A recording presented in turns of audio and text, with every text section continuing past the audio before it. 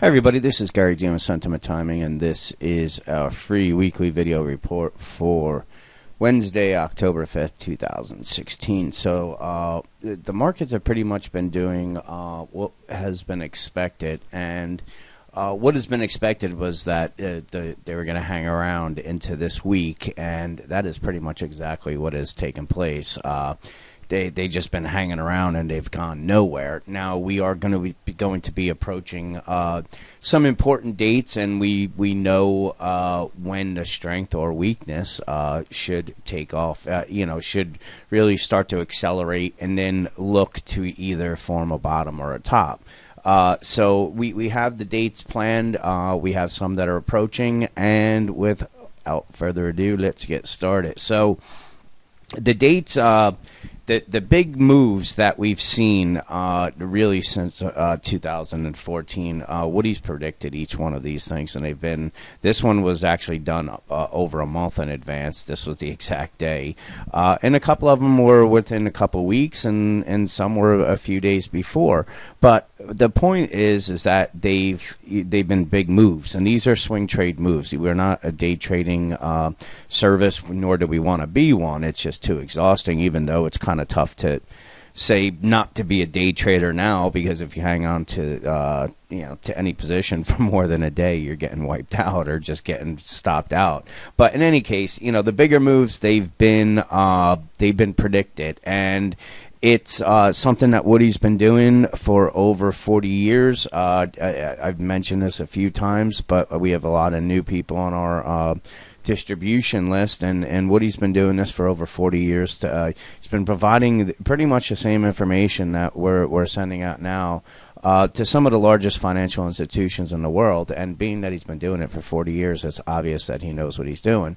And he's one of the few that handles that tracks and charts investor sentiment, but he also knows how to trade it, and that's what we relay into our newsletter on a weekly basis. And the whole thinking or thought process is that the human beings in the markets are irrational, and there's always going to be an irrational element at work, and that is what creates market opportunities. Now we identify these irrational elements through time, price, and sentiment.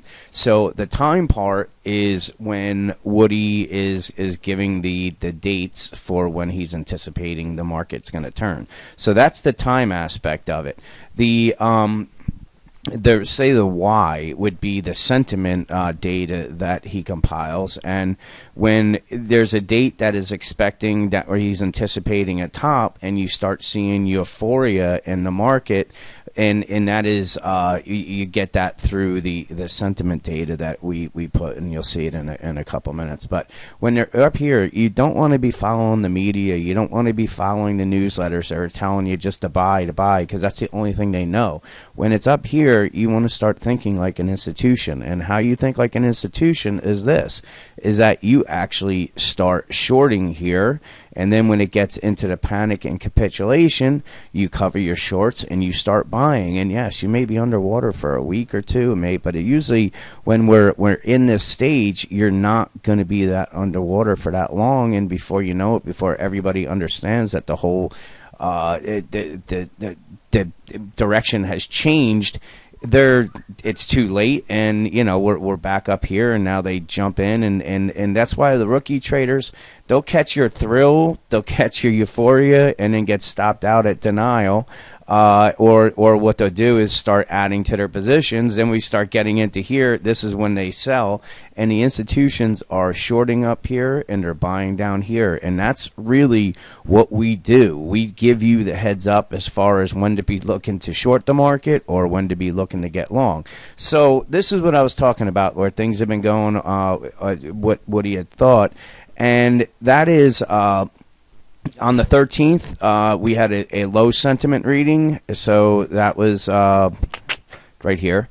And then it argued for to cover shorts, which we did. We had a nice move. That was the black hole that really didn't say pan out. It panned out. I mean, the S&P still lost like 70 points, but it wasn't one of the 200 or 300 point moves like we've seen in the past. Yes, that was a little I would have loved to have been short for a move like this, but unfortunately the market's going to do what it's going to do, and it lost 70 points. So that was when we wanted to look to cover the shorts. Then we had a big bullish reading on the 22nd.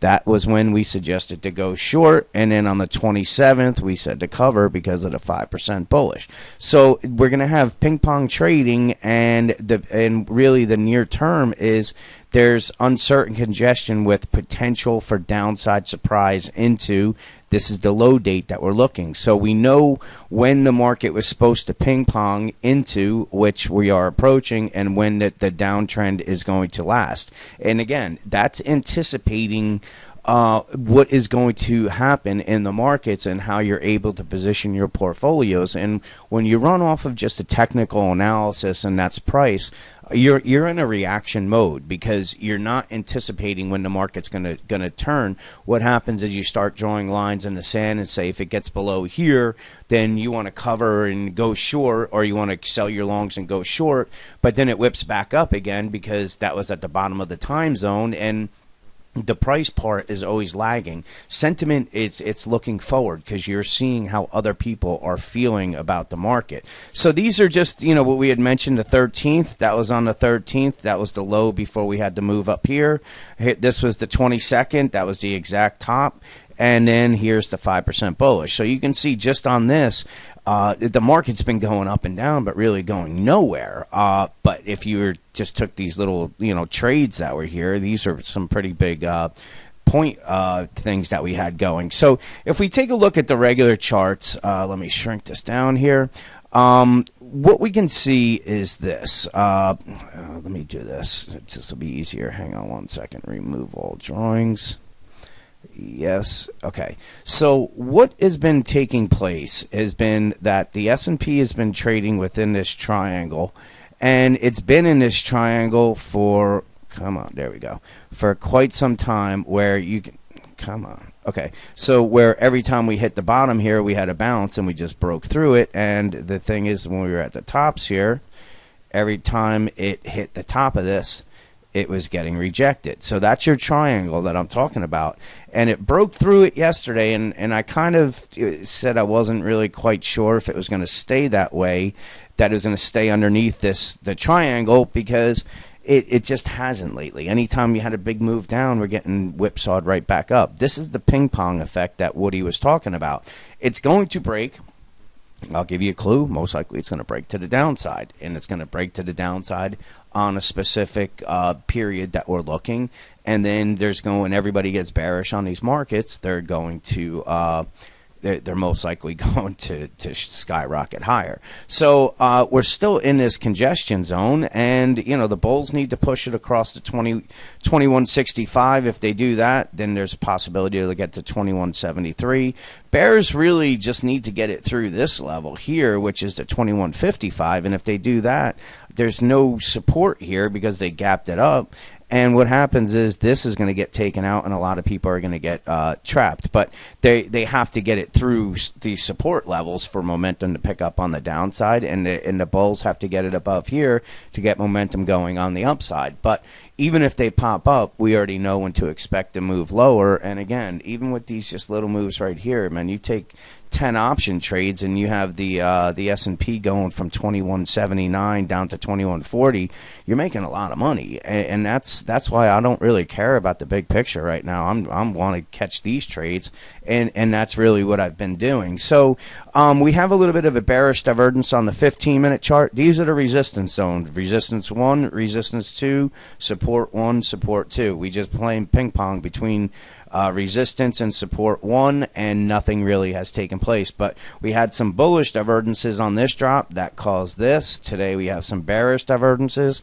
Are we going to give it all back? We're going to have to wait and see. I think that the non-farm payrolls may keep may keep some things on hold, and that's probably going to be the reaction as far as when they want to, what decision they're going to make. So I'm going to be switching over to a special page that we're running, but anybody that does sign up, you're going to get the free Markets Path membership. I charge $79.99 a month, so it's almost a $960 value for free. And I do video reports pretty similar to this, just on a technical basis. I give morning notes. I give some email trade alerts when I give them, but we also have a trade room. So all this is free if you become a member of Sentiment Timing. And this is this special that I was just referring to. And what it is, it's going to be for $299. You're going to get 3 months, but if you subscribe now, we're actually going to be throwing in a 4th month free. So you're going to get 4 months for $299. If it's something that we haven't really ever done, the most we've done was 3 months for that amount of time, but you're going to get just some of the best trading information that you're going to get, because this is what the institutions use. So if you're interested, we're only doing it for the first 30 subscribers.